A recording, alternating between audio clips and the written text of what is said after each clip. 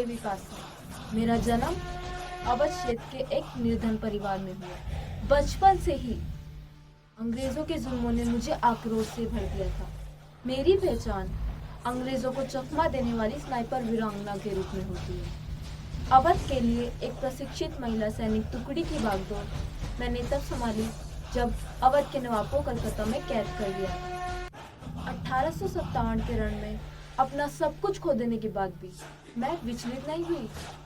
मैंने अंग्रेजी हुकूमत के 32 सैनिकों को अकेले ही अपनी गोलियों का शिकार बना मौत के घाट उतार दिया। उस समय अवध के किले में 2000 भारतीय सैनिकों ने पनाह ली हुई थी। उन सभी का जीवित रहना मेरे जीवन से अत्यधिक महत्वपूर्ण था।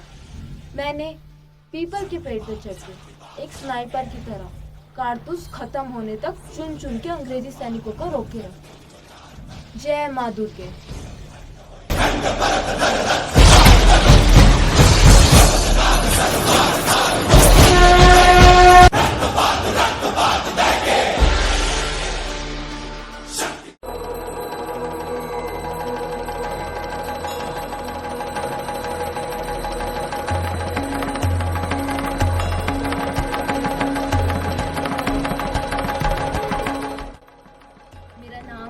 भीमा भाई होलकर है। इंदौर रियासत की राजकुमारी जिसने आज तक अंग्रेजों के सामने अपने घुटने नहीं टेके और उनकी छावनी इंदौर में बनने नहीं दी। मैं अंग्रेजों की फूट डालो राज करो की नीति को पहले ही भाप गई थी। मेरे पिता की मृत्यु के बाद जब इंदौर पे कब्जा करने की बदनीयत से आक्रमण किया, मैंने इस भीषण संग्राम में उनका सामना करा और पराजय प्राप्त होने के बाद मैंने अपनी सेना को संगठित किया।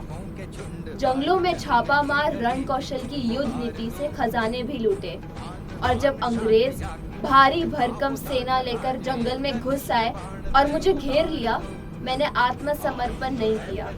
उनका घेरा लांघ कर भाग निकली और कभी हाथ नहीं आई।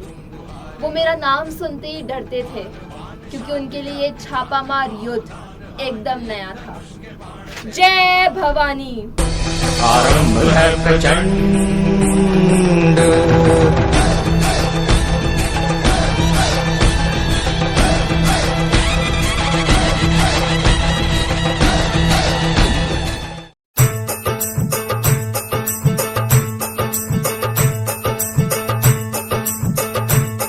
मेरा रंग दे।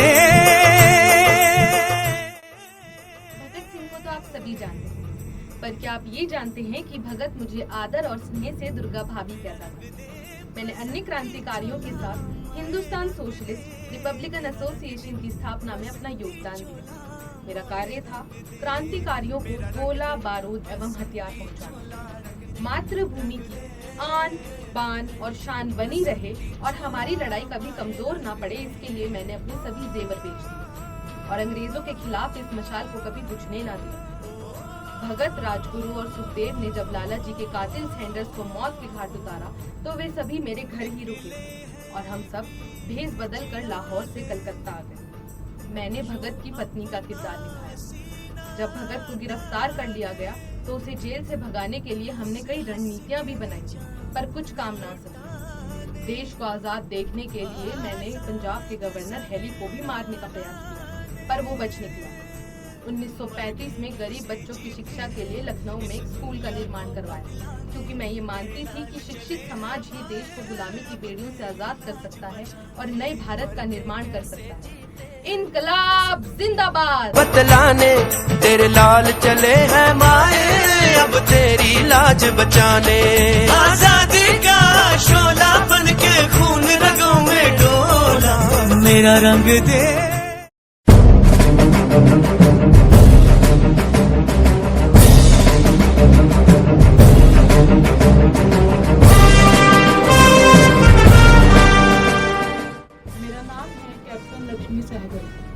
भारत की आज़ादी की इस यात्रा में जो रास्ता मैंने चुना वह उस समय शायद कोई और नहीं सोच सकता। अपनी डॉक्टरी की पढ़ाई पूरी कर मैं सिंगापुर चली गई।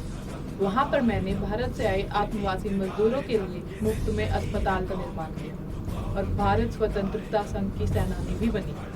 दूसरे विश्व युद्ध के दौरान युद्धबंदियों के लिए सिंगापुर में रहकर ही कार्य किया और 1943 में जब नेताजी सुभाष चंद्र बोस सिंगापुर आए तो मैं अपना सब कुछ त्याग कर आज़ाद हिंद फौज में शामिल हो गया। मैंने यह ठान लिया था कि मैं अपने देश को अंग्रेजों की हुकूमत से आज़ादी दिलाकर ही रहूंगी, और इसलिए मैंने पहली महिला रेजिमेंट रानी झांसी रेजिमेंट का निर्माण किया।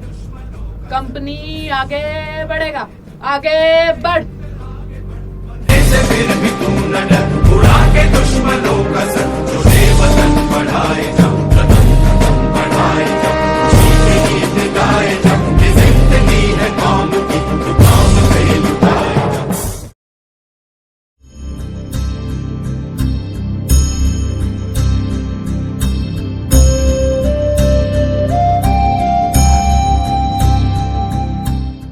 मैं बेकाजी रुस्तम कामा भारत से बाहर विश्व मंच पर अपने देश का ध्वज सर्वप्रथम मैंने ही लहराया।